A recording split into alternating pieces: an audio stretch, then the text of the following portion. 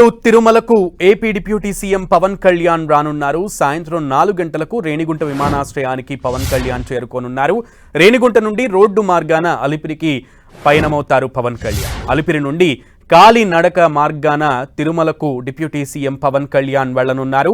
రాత్రికి తిరుమల గాయత్రి సదన్ గెస్ట్ హౌస్లో బస ఏర్పాట్లు చేసింది ప్రభుత్వం. రేపు ఉదయం 9 గంటలకు తిరుమల శ్రీవారిని దర్శించుకోనున్నారు డిప్యూటీ సీఎం. అలాగే దర్శించుకున్న అనంతరం ఆయన చేస్తున్నటువంటి ప్రాయశ్చిత్త దీక్షకు సంబంధించినటువంటి ఆ దీక్షని కూడా విరమించనున్నారు. రేపు ఉదయం 11 గంటలకు మాతృశ్రీ తరిగొండ వెంగమాంబ అన్నప్రసాద కేంద్రాన్ని ఉప ముఖ్యమంత్రి పరిశీలించనున్నారు. అనంతరం క్యూ లైన్లలో భక్తులకు అందుతున్నటువంటి వస్తువులపై తనిఖీలు నిర్వహించనున్నట్లుగా తెలుస్తోంది. రేపు రాత్రికి తిరుమలలోనే బస చేయనున్నారు పవన్ కళ్యాణ్. ఇక ఎల్లుండి సాయంత్రం 5:30 తిరుపతి జ్యోతిరావు పూలే విగ్రహం ముందు వారాహి సభ ఉండనుంది. రాత్రి 8:30 రేణిగుంట విమానాశ్రయం నుండి గన్నవరం ఎయిర్పోర్ట్కు తిరుగు ప్రయాణమవుతారు. This Prayashchit Diksha is some kind of desecration continuously. It's happening for the last few years, last 5-6 years, and around 219 temples were desecrated. And in Ramatirtha, Lord Rama statue was head was chopped off.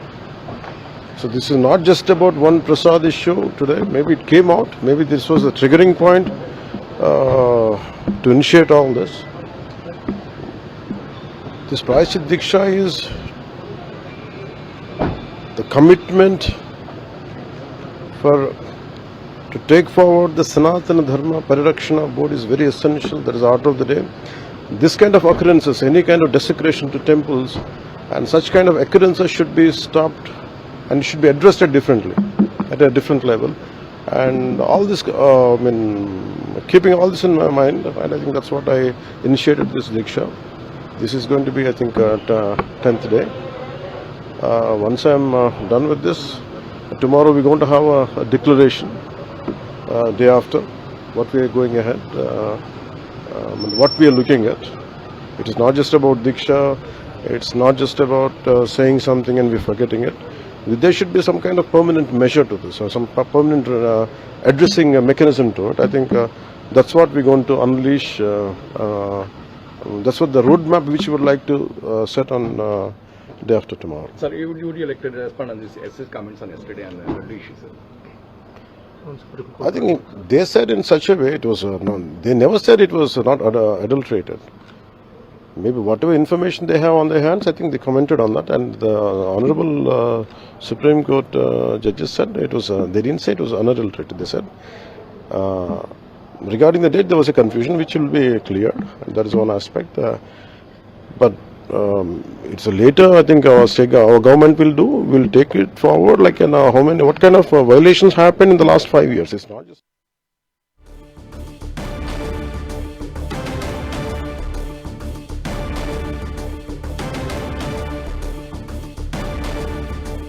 Right, ఈరోజు రాత్రికి Tirumala Gayatri Sadan guest హౌస్లో బస చేయనున్నారు. సాయంత్రం రేణిగుంట విమానాశ్రయం నుంచి తిరుమలకు ఆయన వెళ్తారు. అక్కడి నుంచి కూడా కాలినడకన వెళ్లేటువంటి పరిస్థితి కనబడుతోంది. పూర్తి సమాచారం మా ప్రతినిధి శ్రీనివాస్ అందిస్తారు. శ్రీనివాస్, డిప్యూటీ సీఎం పవన్ కళ్యాణ్ తిరుమలకు రాబోతున్నారు. Updates please. సునీల్, రాష్ట్ర డిప్యూటీ సీఎం పవన్ కళ్యాణ్ ఇవాళ రాత్రికి తిరుమల చేరుకుంటారు. ముందుగా ఇవాళ 4:30 గంటలకు తిరుపతి ఎయిర్పోర్ట్ చేరుకుని అక్కడి నుంచి అలిపిరి వరకు పట్టణంలో వస్తారు. అక్కడి నుంచి కూడా కాలినడకన తిరుమలకు చేరుకుంటారు. రాత్రి 9 గంటల ప్రాంతంలో ఆయన తిరుమలకు చేరుకుని తిరుమలలో గాయత్రి సదన్ అతిథి గృహంలో బస చేస్తారు. రేపు ఉదయం వరాహస్వామి వారిని దర్శించుకునే తొలుత ఆ తర్వాత తిరుమల శ్రీ వెంకటేశ్వర స్వామి వారిని దర్శనం చేసుకుంటారు. రేపంతా కూడా ఆయన తిరుమలలోనే బస చేస్తారు. బస చేసి ఎల్లుండు తిరుపతిలో జరిగే ఒక బహిరంగ సభలో ఆయన పాల్గొని వారాహి బహిరంగ సభలో పాల్గొని ప్రసంగించడం జరుగుతుంది. ఓకే శ్రీనివాస్.